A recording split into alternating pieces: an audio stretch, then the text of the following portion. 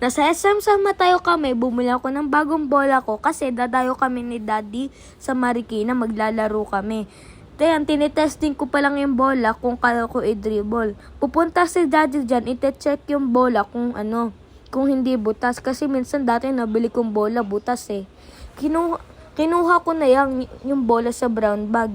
Ayan, papunta na kami sa Marikina niyan. Nagsasapatos na kami niyan. Ayan, tiyan mo si Daddy, Ayun yung picture lang namin, yung picture. Ayan, nag-one-on-one muna kami ni Daddy. Binobomba ko siya, panis siya eh. Mahina yan si Daddy, talo naman siya sa akin eh. Tapos pag hindi nakascore, tatawagan ng travel, pati Paul. Ano yun? Daya eh.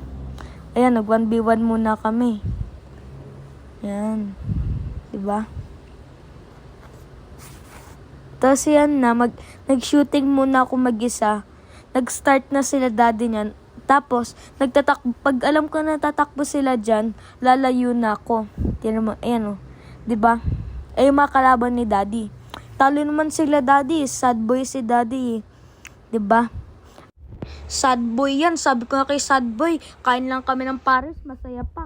Para linarungan nila habulan hindi basketball eh. Isipin mo kalaban na teenager, tapos nalalaki ng tiyan nila. Hinabol na yung mga teenager, hingal na hingal sila Daddy, kita ko eh. Yun lang, happy lang, bye-bye!